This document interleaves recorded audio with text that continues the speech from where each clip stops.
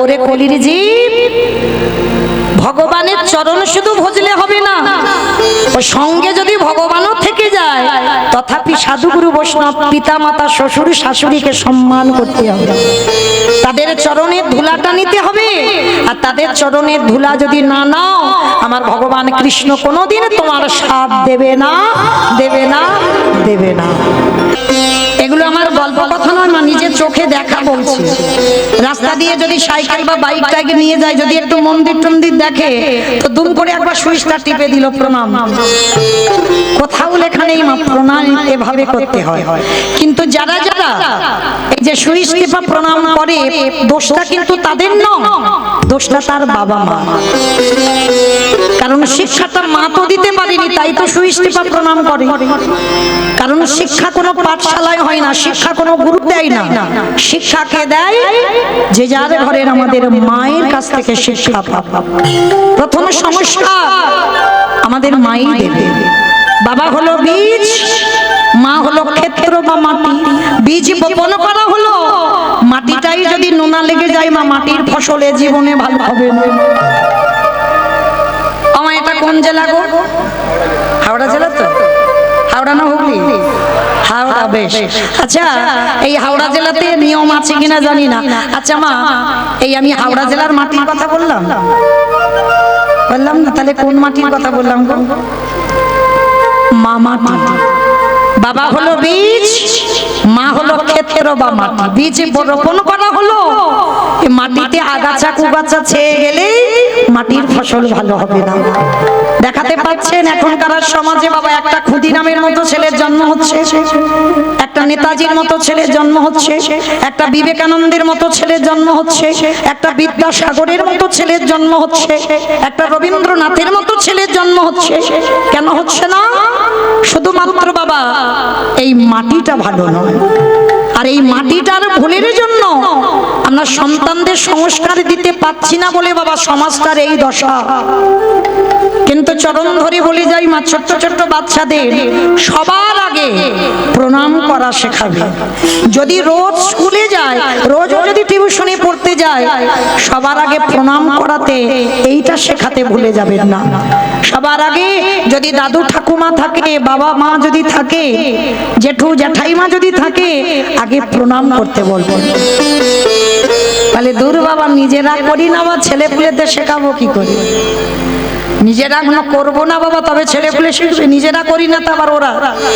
কিন্তু এটাই গ্রন্থ আমার চৈতন্য মহাপ্রভু বিধান দিল, কোথাও যেতে গেলে প্রণাম করতে হয়, আবার সেই আত্মীয় বাড়ি থেকে ফিরেও প্রণাম করতে হয়। আপনারা বলবেন অমা মমিতা, যেতে গিয়ে কেউ করি না, আবার ফিরে প্রণাম। কিন্তু এটাই শাস্ত্র বিধান দিল বাবা, কোথাও যেতে গেলে প্রণাম, আবার সেখান থেকে ফিরে এসে যদি ঘরে গুরুজন থাকে আবারও প্রণাম করতে হবে। কিন্তু আমরা তো বিশ্বাস করি না যে গুরুজনদের পাদ ধুলার কত শক্তি, গুরুজনদের পাদ ধুলার কত দাম। যদি আমরা বিশ্বাস করতাম, তাহলে আমার মনে হয় আমরা সন্তানরা বাবা প্রতিনিয়ত যদি পিতামাতা থাকে, শ্বশুর শাশুড়ি যদি থাকে, নিত্য বাবা আমরা তাদের পদধূলা নিতাম। কিন্তু মনে রেখো, এটা ভাগবতে বিধান দিয়েছে ভগবান কৃষ্ণ। সুদামাকে বলেছিল, সুদামা, এই পৃথিবীতে সব থেকে বড় গুরু যে যার ঘরের বাবা মা। তারপরে গুরু হলো শিক্ষা গুরু, দীক্ষা গুরু, তারপরে গুরু হলাম আমি ভগবান। ভগবান বিধান দিল, কাউকে যেতে হবে না বৃন্দাবন, নবদ্বীপ, হরিদ্বার, দক্ষিণ ভারত। সে যদি বছর অন্তর একবার করে জীবিত ভগবান পূজা করে। অমাইরা বলতে পারবে জীবিত ভগবানকে? লাখ লাখ টাকা খরচা করে দুর্গা পূজা করি, লাখ টাকা খরচা করি, কালী পূজা করি, লক্ষ্মী পূজা করি, সরস্বতী পূজা করি, সব পূজা করি। আর একটু অর্থ ব্যয় করে বাবা একটু বাবা মাকে চেয়ারে বসিয়ে বৎসরে একবার বাবা মার দুটো চরণ যুগল ধৌত করে বৎসরে একবার কি পারি না নিজের হাতে একটু বাবা মাকে খাইয়ে দিতে? ভগবান বলছে, এই জগতে কোন সন্তান যদি জীবিত ভগবান পূজা দেয়, শুধু এ জন্মে নয়, আমি জনম জনম তার চরণের দাস হয়ে যাই। তাকে যেতে হয় না বৃন্দাবন, যেতে হয় না নবদ্বীপ, হরিদ্বার, দক্ষিণ ভারত, পশ্চিম ভারত, কোথাও যেতে হবে না। তার দরজায় আমি ভগবান স্বয়ং সারা জীবন দাঁড়াই। তাহলে মায়েরা, এই যে গুরুজনদের পা ধুলার কত দাম, কিন্তু আমরা তো বিশ্বাস করি না। তবে একটা কথা বলি মা, একটা আস্তে মা, আস্তে, চঞ্চল নয়, কথা নয়, একটু কীর্তনে মন দেন। আচ্ছা, একটা কথা জিজ্ঞেস করবো, সত্যি কথা বলবেন? বলবে তো? মিথ্যা বলবে না তো? হরিবাসরে মিথ্যা বলতে নেই, কেমন? আচ্ছা, ধরো কালকে সকালবেলা একটা শুভ কাজে যাবার ব্যাপার আছে, মানে খুব ভালো কাজ। তা শুভ কাজে যখন যাবে,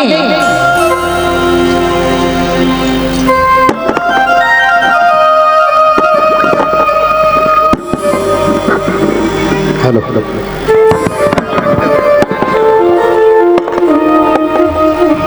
রাধে নিতাই গৌর প্রেমানন্দে, হরি বল, হরি বল, হরি বল। আচ্ছা মা, কালকে সকালবেলা যখন শুভ কাজে বেরোবে, আর শুভ কাজে বেরোনোর সময় পাশ বাড়ির সঙ্গে খুব ঝগড়া, মানে ঝগড়া বলা ভুল হবে মা, মারামারি কাটাকাটি খুনোখুনি হয়ে গেছে, থানা পুলিশ মানে মামলা চলছে, পাঁচিল তুলে দেওয়া হয়েছে, পাশ বাড়ির চোখে চোখ রেখে কথা বলা নেই, মানে মুখ দেখা দেখি নেই। তুমি কালকে সকালবেলা কোনো একটা শুভ কাজে যাবে, স্নান করেছো, শুদ্ধ বস্ত্র পরিধান করেছো, আর সবে দরজাটা খুলে বেরিয়েছো, আর ওই পাশ বাড়ির শত্রু তোমার সামনে পড়ে গেছে, গুরুজন সামনে পড়ে গেছে। আমার সত্যি করে বলো, সামনে যদি পড়ে যায়, তুমি প্রণাম করে তারপরে তুমি শুভ কাজে বেরোবে তো? সে আগে থেকে মাথা নেড়ে দিয়েছে না? তাহলে মৌমিতা, তোমার কি মাথা খারাপ হয়ে গেল? আমার শত্রু, ওর মুখ দেখে যাব মানে আমার দিনটা মাটি হয়ে যাবে, দিন খারাপ যাবে।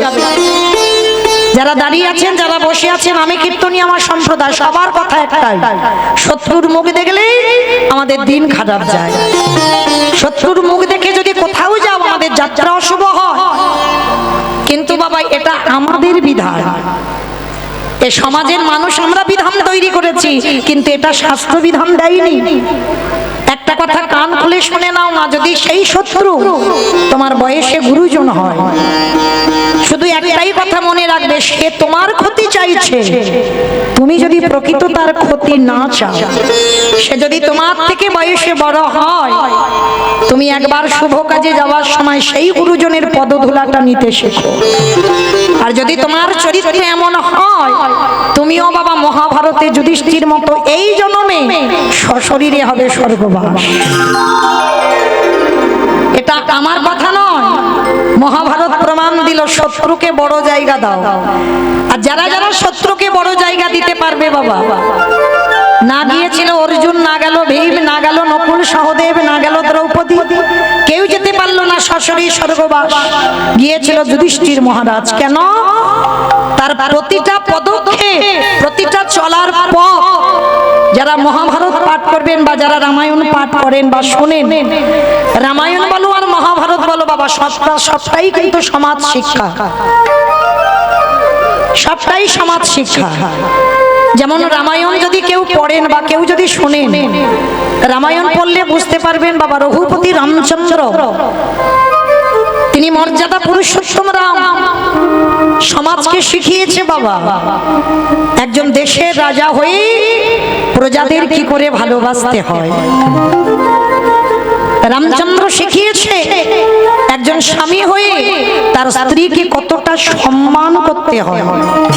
রামচন্দ্র রামায়ণে শিখিয়েছে একজন সন্তান হয়ে তার পিতামাতাকে কেমন করে শ্রদ্ধা ভক্তি করতে হয়।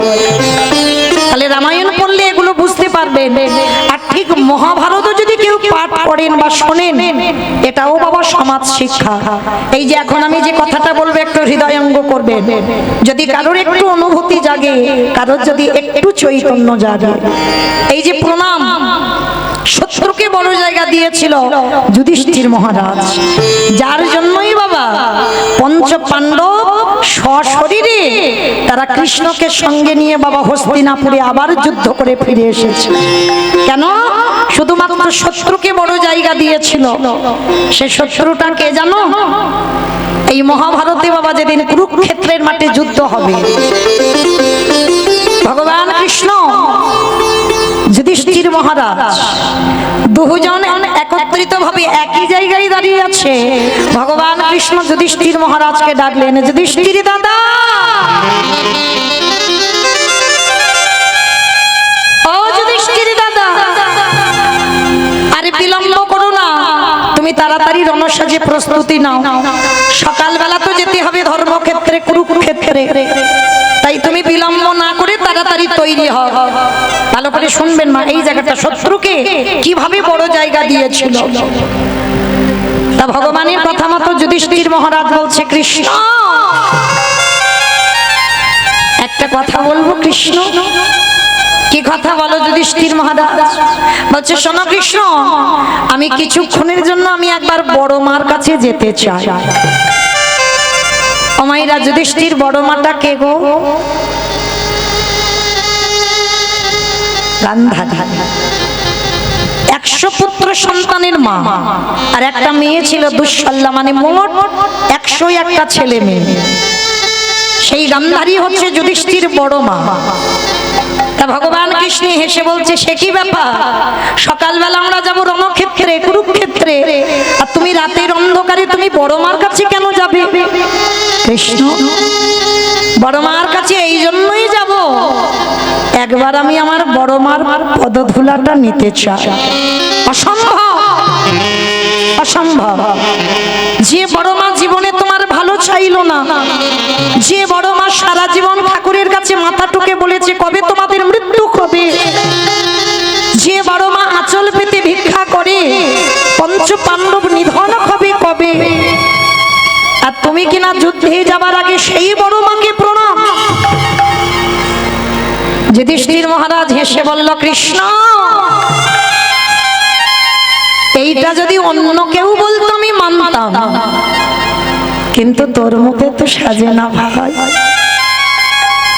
আমি জানি আমার বড় মা ভালো নয়, আমি জানি আমার বড় মা সবসময় আমার অমঙ্গল চাই। শুধু আমার কেন, আমার 4টে ভাইয়েরও অমঙ্গল চাই। কিন্তু কৃষ্ণ, তাতে কি হয়েছে? হরি বল। সে যে আমার বড় মা।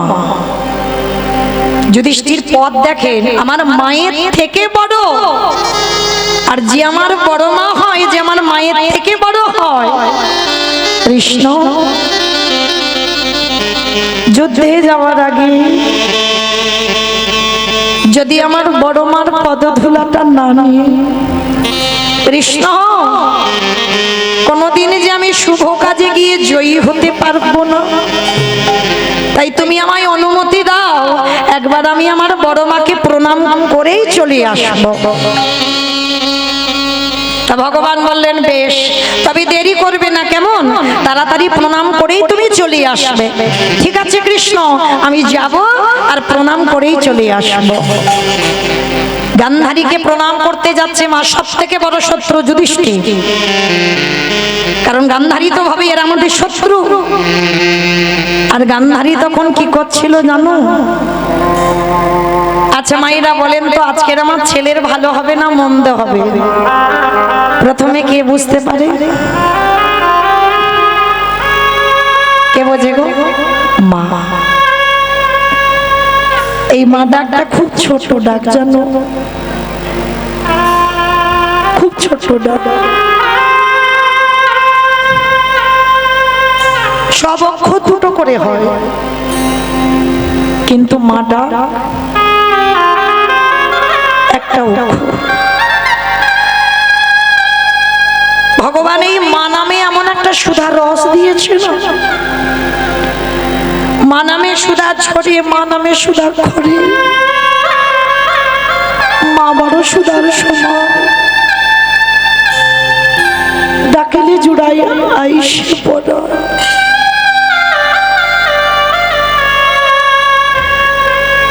এই মা শব্দটা যদি তোমার কানে যায়, যদি মাতৃত্ব থাকে, তবে মা সন্তান জন্ম দিলেই কিন্তু মা নয়। কেউ যদি মনে করে আমি ছেলে জন্ম দিয়েছি মানে আমি মা, মা তাকেই বলে যে নারীর হৃদয়ে মাতৃত্ব থাকে। অনেক মায়েরা আছে দেখবেন শুধু নিজের সন্তানটা নিজেরই সন্তান, আর অন্যের সন্তানটা আমার সন্তান নয়। কিন্তু যার মধ্যে মাতৃত্ব থাকবে সে নিজের সন্তানকে যেমন চোখে দেখে, এই গোটা পৃথিবীতে সন্তানের বয়সী যত সন্তান সব আমার সন্তান সমান। কি গো মাইরা বলো তো দেখি, সৎ মা মানে ভালো মা না খারাপ মা? সৎ মা মানে ভালো মা না খারাপ মা? ভালো মা। সৎ মা মানে বাবা আপনারা কি বলেন, ভালো মা খারাপ মা? কখনোই সমাজ বলবে না সৎ মা মানে ভালো মা, সৎ মা মানেই খারাপ, এটাই আমরা সমাজ জানি। কিন্তু মা সৎ মা যদি খারাপ মা হবে, কই একবারও তো আমরা বললাম না অসৎ মা খারাপ মা, বলছি কি সৎ মা। যার হৃদয় হয় সৎ, যার হৃদয়ে কোনো জড়তা থাকবে না, সেই একমাত্র হতে পারবে সৎ মা। সৎ মা সবাই হতে পারে না মা। আর যদি কেউ এখানে সৎ মা খাও, সেই রকম সৎ মা খাও রামায়ণে ভরত জননী কইকেয়ী মায়ের মতো। রামচন্দ্রের বিমাতা ছিল কইকেয়ী মা। আমরা সমাজে সবাই শুনে নিলাম ভরতকে রাজা করতে গিয়ে রামকে 14 বছরের জন্য বনবাস দিয়েছে, কিন্তু না, ভরত নিজের ছেলেকে রাজা করবার জন্য রামকে বনে দেয়নি। রামকে 14 বছর বনে পাঠিয়েছিল কইকেয়ী মা। কেন? একবারও তো বললো না রাম 13 বছর বনে যাক, একবারও বললো না রাম 12 বছর বনে যাক, একবারও বললো না রাম 10 বছর বনে যাক। একটাই কথা বলেছিল, রাম যেন 14 বছর বনে যাক। কেন? কারণ অযোধ্যায় সবাই ভুলে গিয়েছিল যে কথা, সেই কথা আমার কইকেয়ী মায়ের মনে ছিল। কারণ সূর্য বংশে তখন রামের জন্ম হয়নি। রাম লক্ষ্মণ ভরত শত্রুঘ্ন আসবার অনেক আগে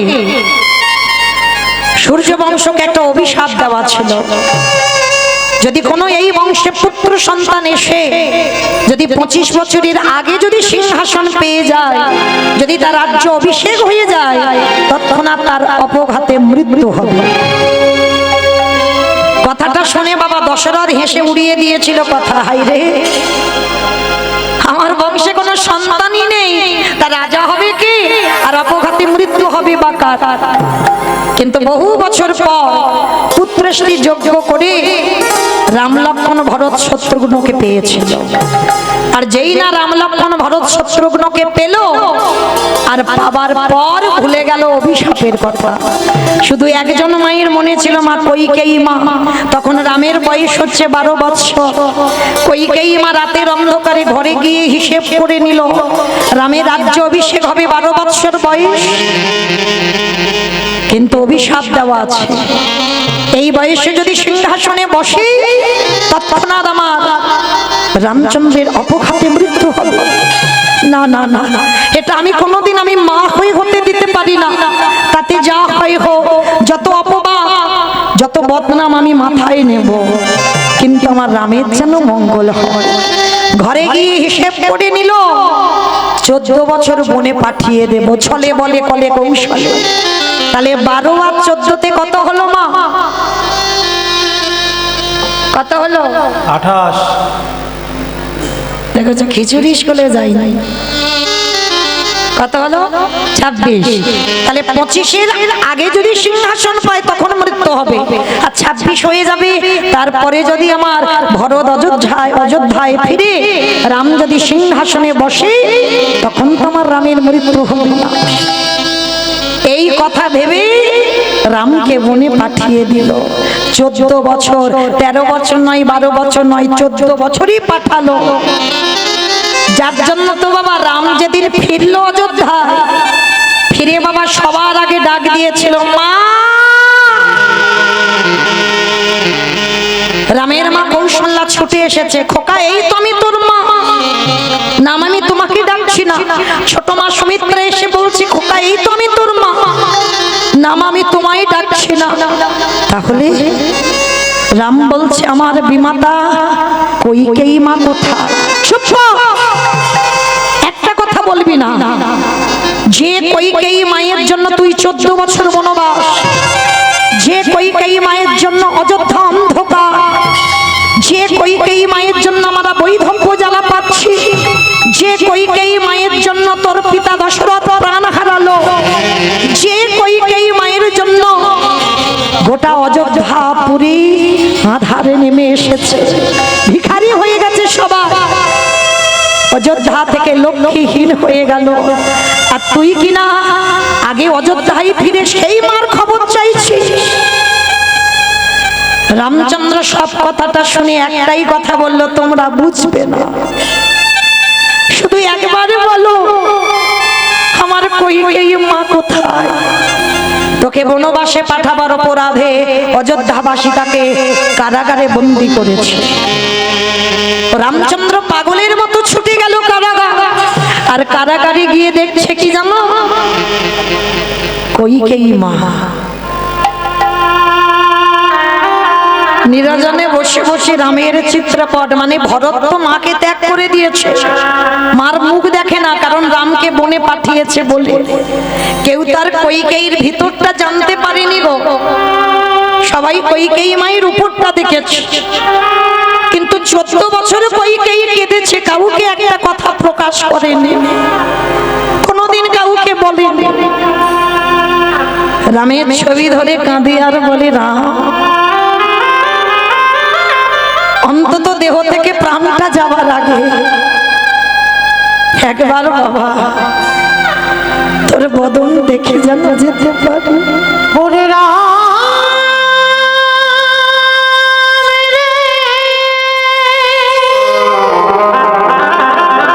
একবার দেখা দে বাবা, একেবারে দেখা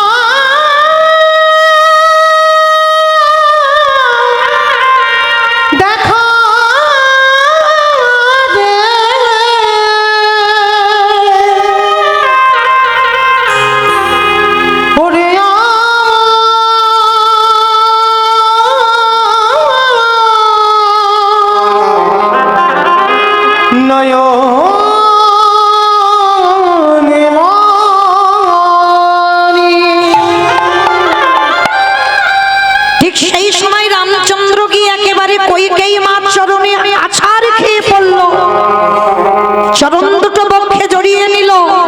কইকেয়ী মা বলে উঠলেন, কে কে কে আমায় এমন পরশ করলি?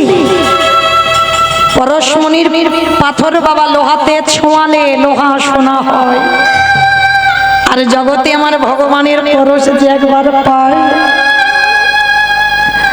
তার হৃদয়টা সোনার থেকে আরো দামি হয়ে যায়। যেই না পরশ করেছে কইকেয়ী মা চমকে উঠেছে, কে? সর্বাঙ্গে হাত বুলিয়েছে, মা আমি তোমার রাম। রাম তুই এসেছিস? মা একটা জিনিস চাইবো, তুমি দেবে? বল বাবা কি চাস? ওরে রাম রে, তোর কাছে আমার একটাই নিবেদন, যদি আমায় একটু দিতেই চাস, ওরে কিছুক্ষণের জন্য সমক্ষণের জন্য, ওরে আমার দৃষ্টি শক্তি দৃষ্টি শক্তি ফিরা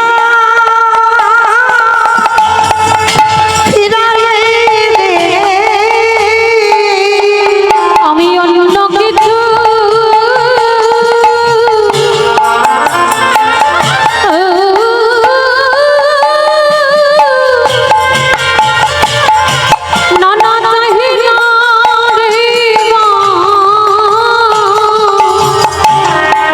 আমার দৃষ্টি শক্তি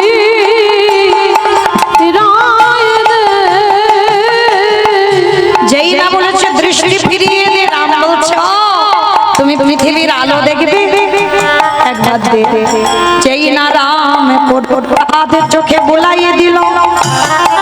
কইকেয়ী মা দৃষ্টি শক্তি ফিরে পেল। আরে যেই না দৃষ্টি ফিরে পেল, দেখে কিনা আজ রাম দাঁড়ায় নাই। শঙ্খ চক্র গদা পদ্মধারী চতুর্ভুজ নারায়ণ দাঁড়ায় আছে। সেই রূপে দর্শন করে কইকেয়ী মা আমার ওই ভগবানের চরণে লুকায়ে পড়ল। কারণ দেখতে পেল আমার যে অঙ্গে রামচন্দ্র, সেই অঙ্গে চতুর্ভুজ নারায়ণ দাঁড়ায় আছে। আরে জানতে বাকি হলো না, যেই আমার নারায়ণ সেই হলো আমার রামচন্দ্র, সেই হলো আমার কৃষ্ণচন্দ্র, সেই হলো কলিযুগে আমার গৌর হরি। এইবার কইকেয়ী মা বলছে দাও, আর একটা জিনিস চাইবো দিবি বাবা। আবার এই তো তুমি চোখ চাইলে চোখ দিলাম, আবার কি চাও? আর একটা জিনিস দে দে আমার, অন্ধ করে দে আমার আর তো নয়, আমার আর তো নয়ন চাহি না রে বাবা, দে দে অন্ধ করে দে দে। আস্তে ও মা, তুমি চোখ নিলে আবার বলছো তুমি অন্ধ হবে কেন? ওরে রাম রে, এই পাপ নয়নে যে একবারে ভগবান দেখে ফেলে, পাপ নয়নে যার একবারে ভগবান কৃপা হয়ে যায়, তারে কি আর জগতে কোনো কিছু দেখতে ভালো লাগে? তাই রাম রে, তুই আমায় অন্ধ করে দে। যতদিন আমি বেঁচে থাকবো ততদিন অন্ধ হয়ে থাকতে চাই। কেন জানিস? এই নয়নে যে আমি তোর সেই রূপ দর্শন করেছি। সেই দিন রাম বলল মা, কথা দিলাম এই জন্মে তুমি আমার বিমাতা, আমি তোমার নিজের সন্তান নয়। এর পরের জন্মে আমি তোমার নিজেরই সন্তান হয়ে যাব, কিন্তু সন্তান হব বটে, কোনদিন মাতৃদুগ্ধ পানে করব না। আমি এই প্রতিজ্ঞা মা গো করে রাখলাম, কোনদিন মাতৃদুগ্ধ পান করব না। আস্তে। আর সেই কইকেয়ী মা পরের জন্মে কহলেও দেবকী, আর দেবকীর গর্ভে ভগবান কৃষ্ণ এলো, কিন্তু ভাদ্র কৃষ্ণাষ্টমী তিথিতে নিয়ে চলে গেল বসুদেব, স্তনদুগ্ধ পান করা হলো না। আর সেই কইকেয়ী মা দেবকী হয়ে স্তন মর্দন করে দুগ্ধগুলো মাটিতে ফেলেছিল। আর যখনই মাটিতে ফেললো, সঙ্গে সঙ্গে আমার ভগবান কথা দিল মা গো, আমি কথা দিলাম আমার সেবার বস্তু তুমি যখন মাটিতে দিলে, ওগো মা গো, আগত কলিযুগে যেদিনই আমি গৌর হয়ে নদিয়ায় যাব, সোনার থালাতে নয়, তামার থালাতে নয়, স্টিলের থালাতে নয়, শাল পাতাতে নয়, আমি কথা দিলাম আমার সেবার বস্তু যখন মাটিতে দিলে, যেদিন গৌর হয়ে যাব, ওই মাটির পাত্রে সেবা করব। নিতাই গৌর হইল করে রাখলাম, সেদিন মাটির পাত্রে সেবা করিব। শুধু মাটির পাত্রেতে নয়, সেই যে আমার বন্ধু সুদামা চিরে প্রসাদ ভিজায়ে চোখের জলে দিয়ে নিয়ে গেল দ্বারকাতে, আমাকে নিজের হাতে ওই চোখের জলের ভিজা চিরে প্রসাদ খাওয়াইলো। সেই দিন ভগবান দ্বারকায় প্রতিজ্ঞা করিল, ওই কলিযুগের মাটিতে যদি একজন ভক্ত মাটির মালার সাথে করে ওই চিরে প্রসাদ ভিজায় আমায় নিবেদন করতে পারে, শুধু এক জন্মে নয়, আমি জন্ম জন্ম তার হয়ে যায়।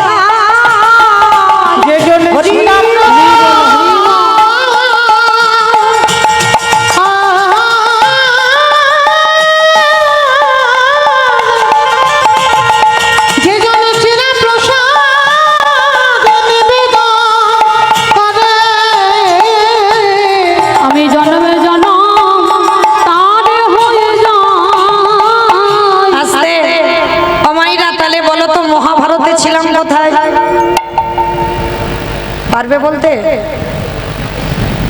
এটাই তো তত্ত্ব, যেখানে যাই না কেন ঘুরে ফিরে আবার গোড়াতে আসতে হবে। ছিলাম গান্ধারী, 101টা ছেলে মেয়ে যুধিষ্ঠির প্রণাম করতে যাবে। এই মায়ের কথা বলতে গিয়ে সৎ মার কথা একটু বলতে গেলাম। কি মা মনে পড়ছে তো? বেশ, তাহলে যুধিষ্ঠির মহারাজ প্রণাম করতে যাবে, আর গান্ধারী মা কৃষ্ণের ছবিখানা নিয়ে কাঁদে আরে বলে, কৃষ্ণ রে, তুই আমার ঘরে 100টা সন্তান দিলি বটে, কিন্তু কৃষ্ণ রে, ওরে 99টা খারাপ করতে পারতিস, একটা পারলি না মায় ভালো সন্তান করে দিতে, একটা পারলি না আমার ধর্ম পথের ছেলে করে দিতে, সবটা ছেলেকে অধার্মিক করে দিলি। গান্ধারী কাঁদছে। ঠিক সেই সময় যুধিষ্ঠির প্রণাম করবে বলে এসেছে। বড় মা, ও বড় মা, যেই না বড় মা বলে ডেকেছে, গান্ধারী চোখের জলটা মুছে দরজার ধারে এসেছে। কিরে, কাল সকালে যুদ্ধে যাবি তুই, হঠাৎ এই রাত্রিবেলা আমার কাছে? বড় মা, একটা জিনিস চাইবো, দেবে? বল কি চাস? না ওরকম করে নয়, আগে আমার মাথা ছুঁয়ে বলবো, যা চাইবো দেবে। বললাম তো দেব, বল কি চাস?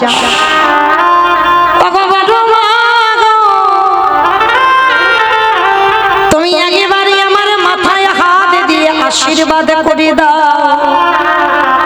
কাল সকালে বেলা যে ওই কুরুক্ষেত্রের মাঠে যুদ্ধে যাব, যেন প্রথম দিন আমার মৃত্যু হয় গো। আমি অন্য চাহি না, যেন প্রথম দিন আমার মৃত্যু হয় গো।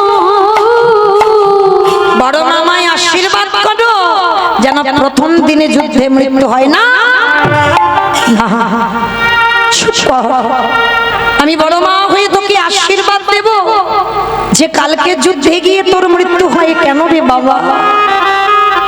বড় মা, এই জগৎ সংসারের মাঝে যদি কোনো বড় ভাই বেঁচে থাকে, যদি তার কোলের ছোট ভাই মারা যায়, তারে যে কত জ্বালা যে হারিয়েছে সেই জানে। বড় মা, তুমি আমার আশীর্বাদ দাও। আমি চাই না আমি বড় হয়ে বেঁচে থাকবো আর আমার কোলের ছেলেরা যেন চলে যায়, ছোট ছোট ভাই, ওরা সন্তান সম, ওরা যেন চলে না যায়। গান্ধারী জীবনে প্রথম যুদ্ধে যাওয়ার আগের দিন সব থেকে বড় শত্রু কি আশীর্বাদ দিয়েছিল জানো?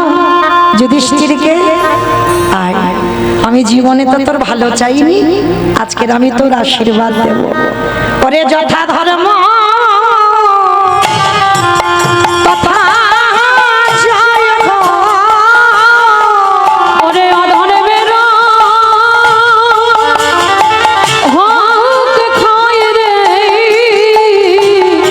যথা ধর্ম তথা জয় হো। গান্ধারী নিজের ছেলে আর পরের ছেলে বিচার করলো না, একটাই আশীর্বাদ দিল, যথা ধর্ম তথা জয়, অধর্মীর হবে ক্ষয়। এই জগৎ সংসার মাঝে যদি কোনো একজন ভক্ত ধর্মকে আঁকড়ে ধরে বসে থাকে, স্বয়ং ধর্ম তারে রক্ষা করে। যে জন ধর্ম আঁকড়ে ধরে, স্বয়ং ধর্ম তারে রক্ষা করে। এই জগৎ সংসার মাঝে যে জন কৃষ্ণ চরণ সার করেছে, এই পৃথিবীতে এমন কোন বস্তু জন্ম নেই ওগো কৃষ্ণ ভক্তকে বিনাশ করে। যে জনে কৃষ্ণ সার করেছে, সেই কৃষ্ণ ভক্তকে বিনাশ করতে না রে। আস্তে, তাহলে আশীর্বাদ অধর্ম তথা যায় অধর্মের হবে ক্ষয়। মায়েরা এইটুকু যারা যারা শুনলেন, এইবার বিচারটা আপনারা করেন। যাদের সঙ্গে কৃষ্ণ বর্তমান ছিল, পাণ্ডবদের দলেই তো কৃষ্ণ, তাহলে কোনো প্রয়োজন ছিল গান্ধারীর পদধূলাটা নেওয়ার? ছিল না তো, তথাপি দিল কেন? তার একটাই কারণ, সমাজকে শেখালো। তাহলে কলির মানুষ যদি যাগযজ্ঞ পূজা অর্চনা ধ্যান তপস্যা যদি করে, তাহলে কলির মানুষ এটা বাবা শোনায় সোহাগা হবে। কিন্তু যদি কেউ নামও করে তাতে অসুবিধা হবে না। কেন? কলির মানুষের একটাই হবে মুক্তির পথ। হরিরে নাম হরিরে নাম হরিরে নামইব কেবল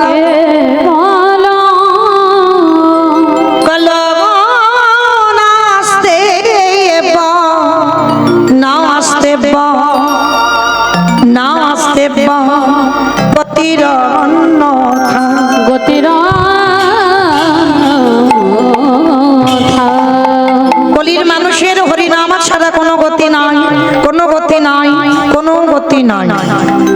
আপনারা প্রশ্ন করবেন মৌমিতা ও সব কীর্তনিয়ারা বলে যায়, শুধু আজকের আমি মৌমিতা একা কীর্তন গাইছি আর আপনারা শুনছেন তা তো নয়। এ হরিবাসরটা অনেক দিনে, তাহলে প্রতি বছর কীর্তন হয়, শুধু এখানে নয়, দূর দূরান্ত ভক্তরা কীর্তন শুনতে যায়। তাহলে যত যত কীর্তনিয়া কীর্তন গায়, প্রতিটা কীর্তনিয়া একটাই কথা বলে, বলে হরিনাম শোনো, হরিনাম গাও, একাদশী করো, ভগবানের চরণে তুলসী দাও, হরি ছাড়া গতি নাই। কি মায়েরা কীর্তনিয়ার আমরা বলি না যে হরি ছাড়া গতি নাই? সত্যি কি গতি আছে মা? কীর্তনিয়ারা আমরা বলবো আর আপনারা কানে শুনে শুধু বাড়িতে চলে যাবেন, হবে না, একবার হৃদয়ঙ্গ করতে হবে। এই যে কীর্তনিয়ারা বলছেন হরি নাম ছাড়া গতি নাই, একটু অনুভব করে দেখেন সত্যি গতি আছে?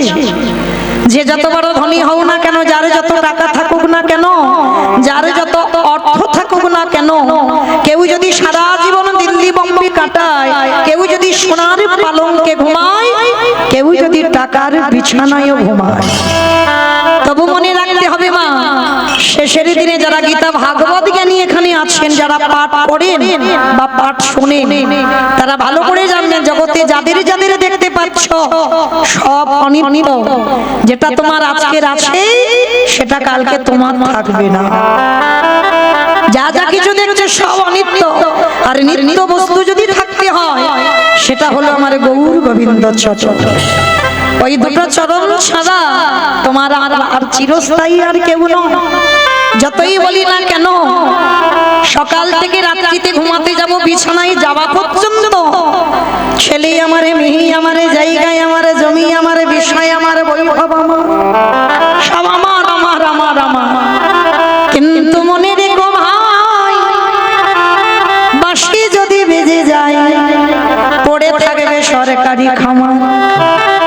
তুমি এলে একা, তুমি যাবে একা। যেদিন এসেছিলাম না সেদিন আমরা সঙ্গে কাউকে নিয়ে আসিনি। সঙ্গে কেন, আমাদের পরনে একটা সুতো এই সংসার দিয়ে আনেনি।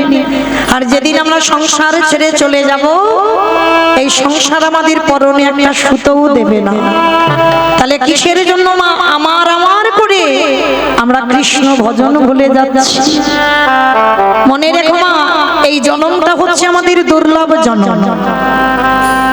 এই মানব জন্মটাকেই মহাপ্রভু বলছে দুর্লভ জন্ম। কেন? যারা দাঁড়িয়ে আছেন, যারা বসে আছেন, আমি কীর্তনী আমার সম্প্রদায়, আমাদের 80 লক্ষ বার জন্ম হয়ে গেছে মা।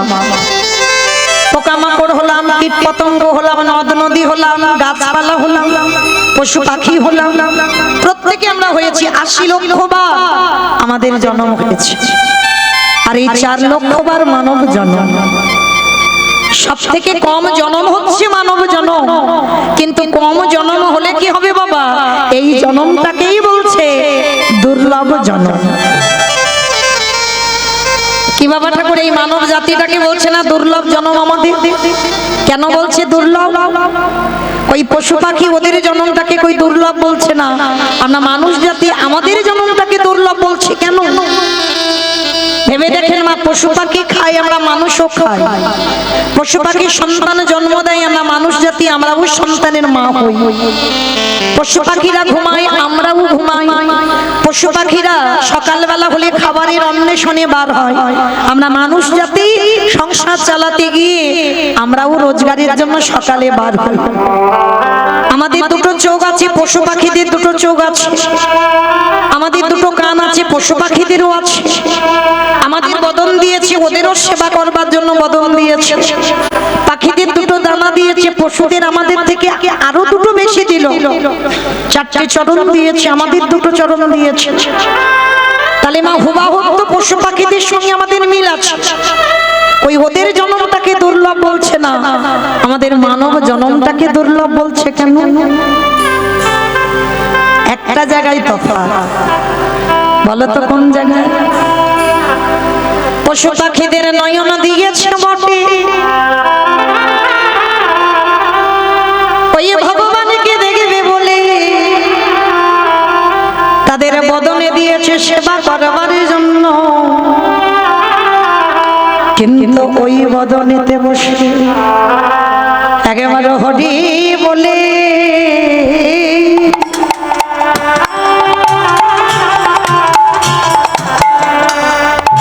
হরি বলে কাঁদিতে কাঁদিতে না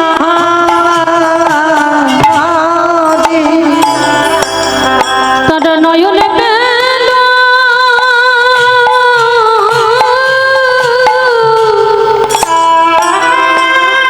বাবা বাবা, তারা নয়নে পেল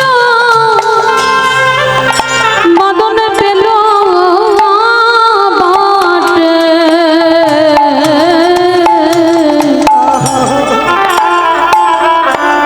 কিন্তু হরি বলে বারে মতো হরি বলে বারে মতো ভাষা পেল না। হে দয়াময়,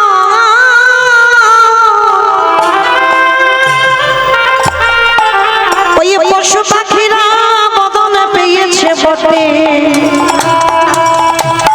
কিন্তু তারা বলতে চায় বলতে পারে না। আরে আমরা মনুষ্য কুলে জন্ম নিয়ে সবাই এখানে বলতে পারি, কিন্তু হেলায় জন্ম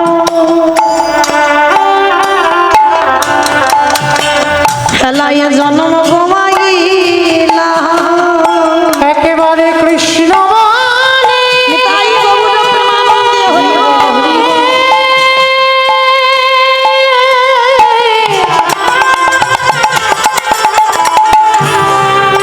একেবারে কৃষ্ণ বলে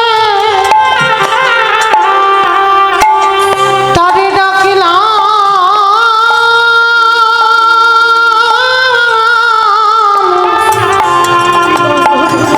ডাকিলাম না ভাই।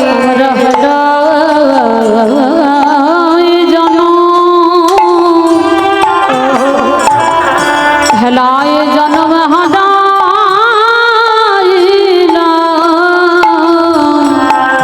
আমরা সবাই চোখে থাকতে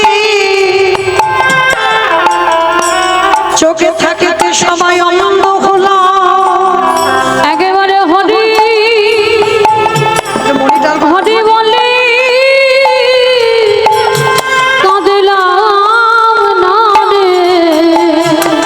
আমাদের কারোর কৃষ্ণ ভজন, কৃষ্ণ ভজন হলো না কৃষ্ণ বলে বলে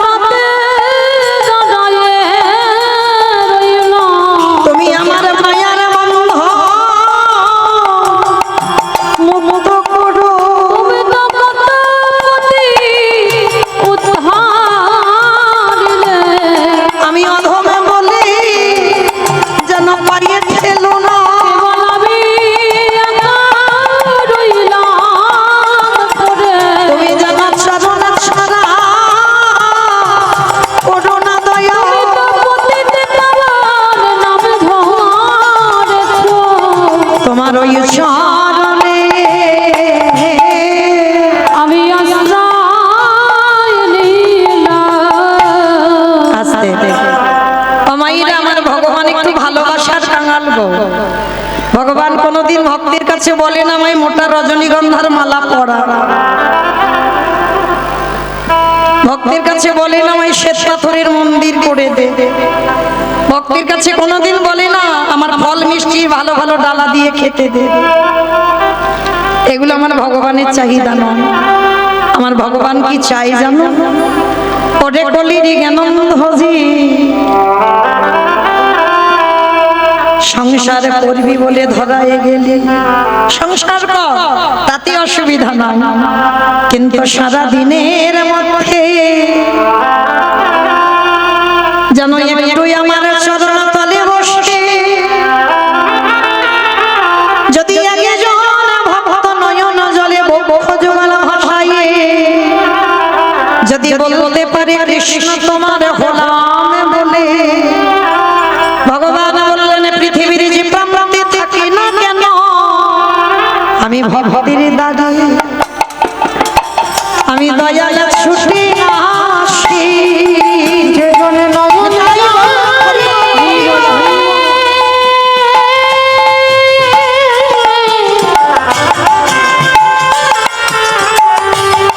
যে জনে নয়ন জলে একেবারে ডাকার মতো ডাকিতে পারে, সেই ভক্তের দ্বারে আমি ছুটে আসি। তাহলে মায়েরা চলেন আমরা গুরুচরণ আশ্রয় করে সবাই যাব মধুময় সুধাম নদিয়া নবদ্বীপ ধাম।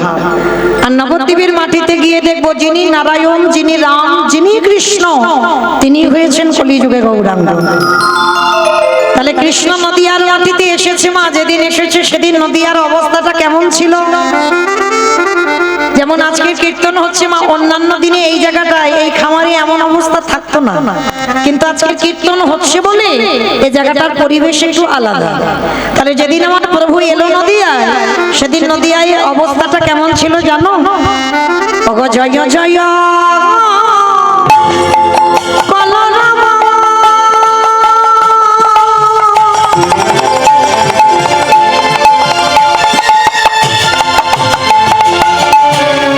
এই নদিয়া গরে ওগো জয় জয় কাল রাম। আস্তে কমাইরা কলরম মানে কি গো? মারামারি মারামারি। কলরম মানে মারামারি, কলরম মানে এই বাবা এই বাবা চুপ চুপ, এখানে কথা বলতে নেই গো। যাওয়ার সময় লজেন্স দিয়ে যাবো, একটা কথা বলবি না কেন? সামনে বসেছে তো বাবা। তো চলো, কলরব মানে কি মা? চিৎকার চেঁচামেচি গন্ডগোল, সেটাকে বৈষ্ণব পদাবলিতে বলছেন কলরব। তো মাইরা তাহলে এখানে আমাদের কীর্তন হচ্ছে খোল করো তালে ধ্বনি, তাহলে এটাই তো বৃন্দাবন, এটাই তো নবদ্বীপ। তাহলে এই নবদ্বীপের প্রভুর আগমন হলো, ওই গন্ডগোল তো হচ্ছে না? বলে হ্যাঁ হচ্ছে, একটু কান পেতে শোনো, একটা গুনগুন আওয়াজ হচ্ছে। কিন্তু মহাপ্রভু বলছেন যে ওই আওয়াজটা এখানে করলে হবে না, এখানে যেন শুধুমাত্র তিনটে ধ্বনি হয়, শঙ্কর ধ্বনি, উলুদ ধ্বনি, আর যাদের যাদের হাত আছে, যাদের হাত নাই বলবো না, যারা বাড়িতে রেখে এসেছে বলবো না। কি মাইরা সবার হাত আছে তো? যাদের আছে কই বাবা একটু দেখান। তাই গৌর প্রেমানন্দে হরি বল। হরি বল। আমাকে কিন্তু দেখাতে বলছি না, এই যে ওখানে আমার যে ছেলেগুলো আছে না, ওদেরকে দেখাতে বলছি। কারণ নববিধা ভক্তিতে শেষে বললেন আত্মনিবেদনম, আর আত্মনিবেদন এ বাবা লাইটটা বন্ধ করো। তোমার টয় লাইটটা বন্ধ করো মা। হ্যাঁ বন্ধ কর, আমার মতো তোমার। ঠিক আছে আছে মাইরা। তাহলে এটাই যদি আমার নবদ্বীপ হয়, আর তাহলে এই যে দুটো বাহু উত্তোলন করা মানে আত্মনিবেদনম, মানে ভগবানের চরণে আমি এসেছিলাম, আমি জানিয়ে গেলাম। কি মাইরা এবার একটু উলুধ্বনি হবে তো?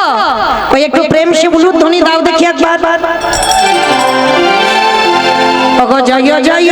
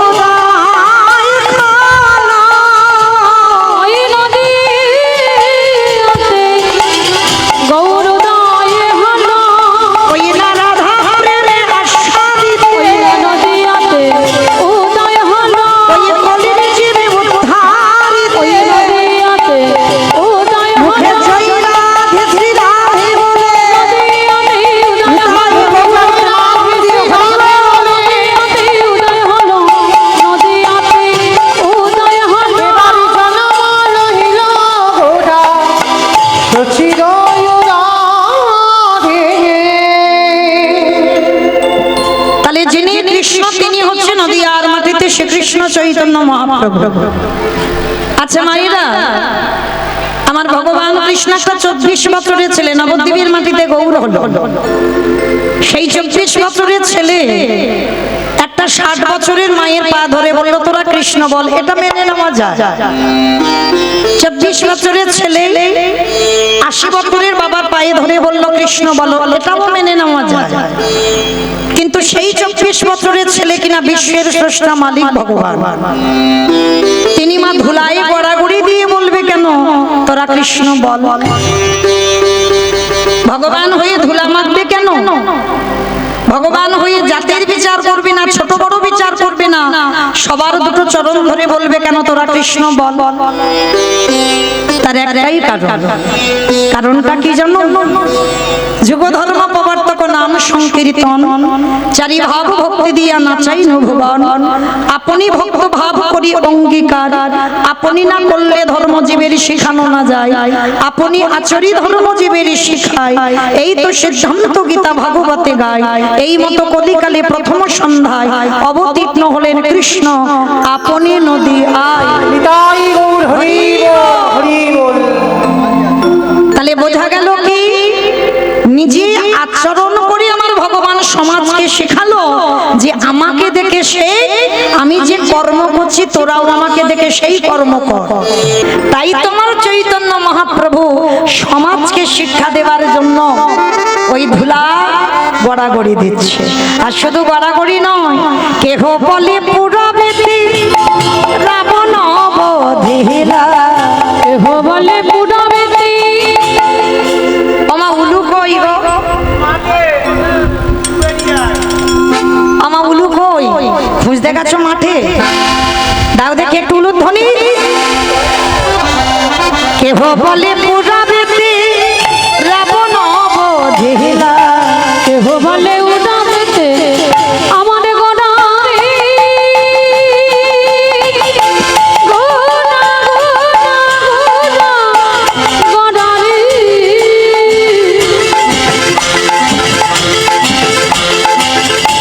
গোড়া গোড়া গোড়া গোড়ারে, গোড়া গোড়ারে। নিতাই গৌর প্রেমানন্দে হরি বল, হরি বল। ওই নদিয়ার চাঁদ গোড়া আমার প্রাণে গোড়া। কেহ বলে পুরাবেতি রাবণ বধিলা, অগগলকের বৈভব লীলা প্রকাশ করিলা, এই গোলকের বৈভব লীলা প্রকাশ করিলা। ওই গোলকের বৈভব লীলা প্রকাশ করিলা। শ্রী রাধারে ভাবে গোড়ায় অবতাহা, রাধারে ভাবে গোড়া গোটা। আরে শ্রী রাধারে ভাবিবে গোড়ায় অবতার। ওই রাধারে ভাবে গোড়া গোটা। হরে কৃষ্ণ নামে গৌর করিলা প্রচার।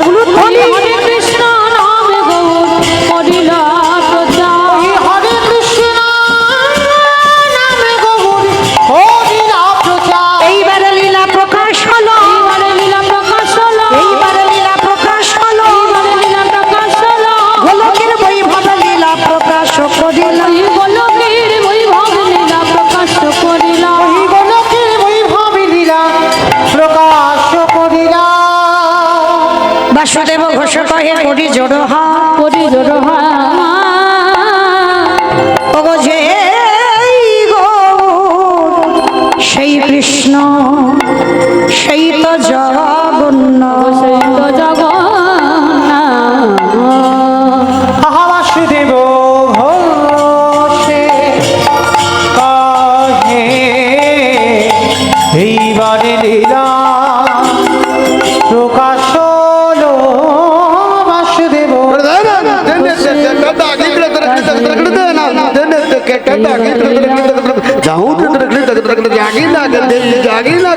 বাসুদেব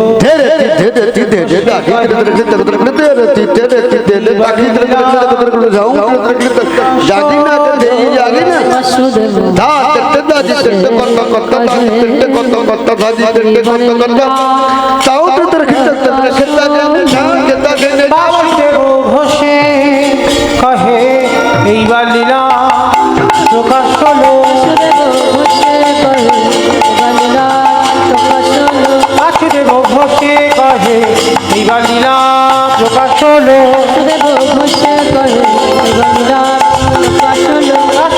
ঘোষে কহে এইবার লীলা প্রকাশ হলো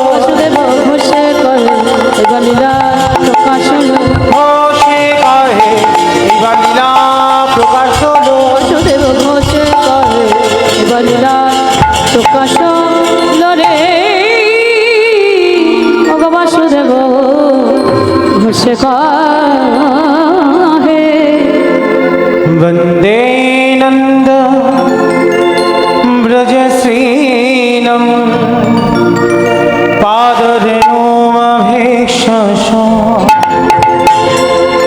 या संगे हरि कथत गीतम प्रणति भुवनत्रया वंदे नंद ब्रज पादरेणुमभीक्षश या संगे हरि कथत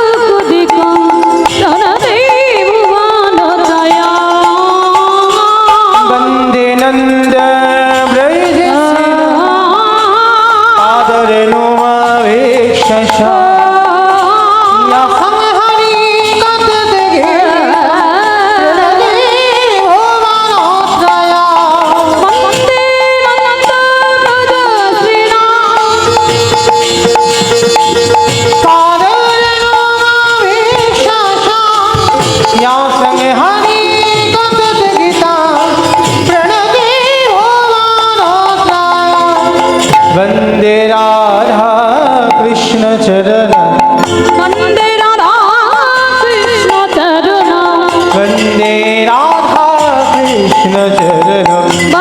राधा कृष्ण चरण वंदे राधा नंद कुमार वंदे राधा करुणाया पार वंदे माधव नंद कुमार वंदे राधा करुणाया पार वंदे राधा कृष्ण चरण वंदे राधा कृष्ण चरण वंदे राधा कृष्ण चरण वंदे राधा कृष्ण चरण परमानंद कयति शयनरिता करुणारंजित अतिशय ललिता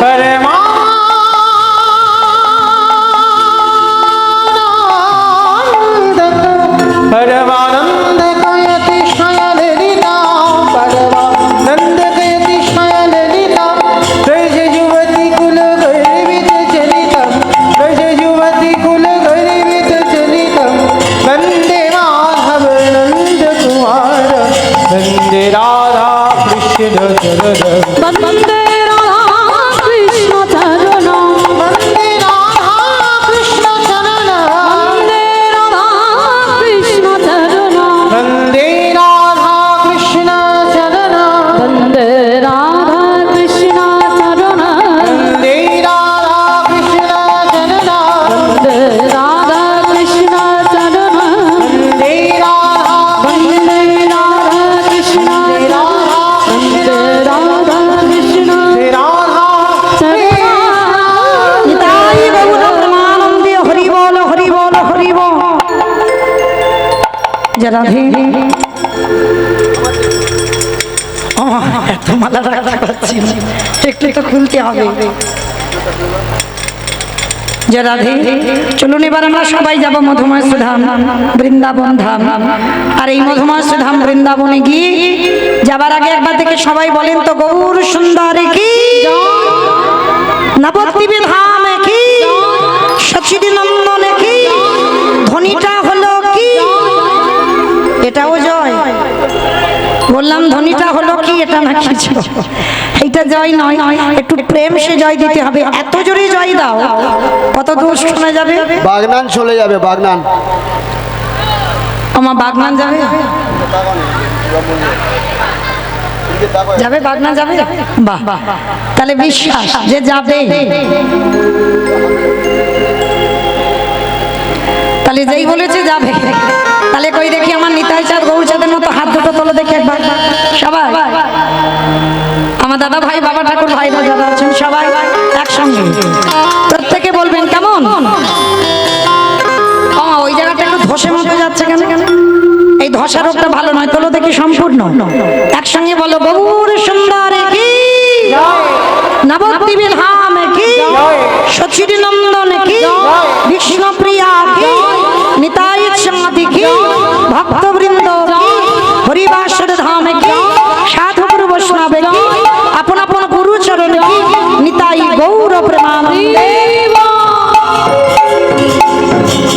চলুন এবার আমরা সবাই যাব মধুমাসু ধাম বৃন্দাবন ধাম আর বৃন্দাবন যেতে গিয়ে একটা ভজন গাইতে গাইতে যাবো কিংবা একটা ভজন হবে তো চলো কই দেখি আগে একটু উলুধ্বনি তোলো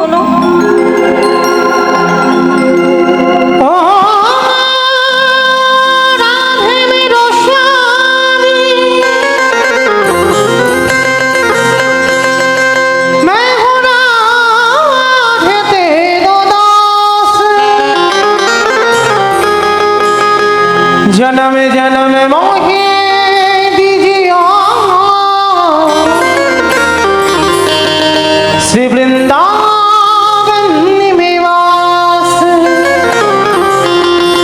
जय राधे श्री राधे जय श्री कृष्ण बोलो जय राधे जय राधे श्री राधे जय श्री कृष्ण बोलो जय राधे जय राधे श्री राधे जय श्री कृष्ण बोलो जय राधे जय राधे श्री राधे जय श्री कृष्ण बोलो जय राधे जय राधे श्री राधे जय श्री कृष्ण बोलो जय राधे नाम मेरी राधा रानी का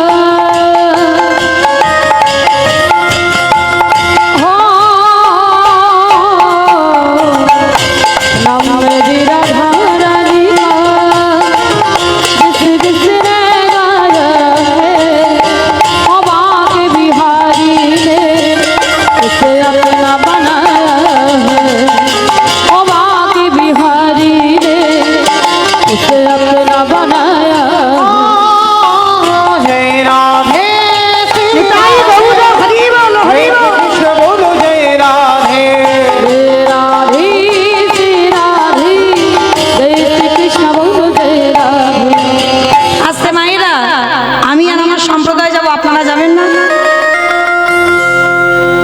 আপনারা যাবেন না যাবেন তো কই যারা যারা যাবেন কই দেখি আমার সঙ্গে একবার দেখি আর একবার কান মুলে বলছি মা কালী দেবী আর বলবো না।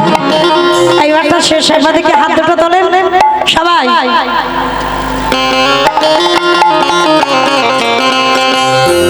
সবাই দেখি একসঙ্গে नाम मेरी राधा रानी का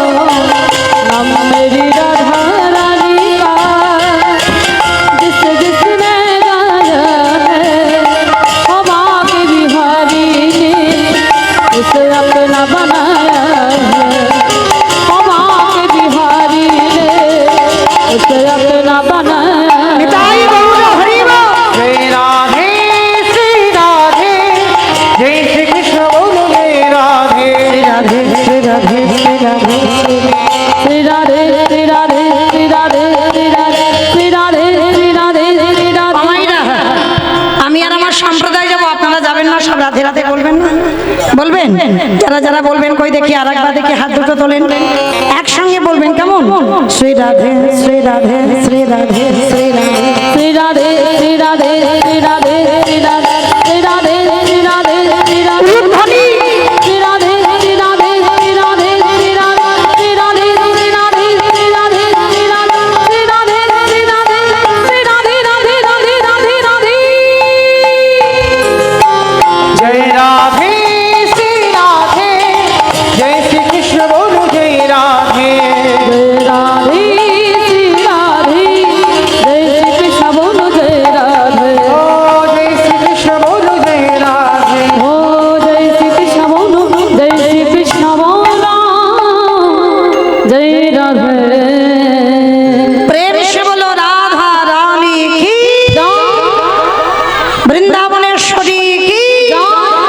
যমুনা মাইয়া কি নন্দগাম কি মুচাগাম কি আমার ধ্বনিটা ঠিক হয়েছে?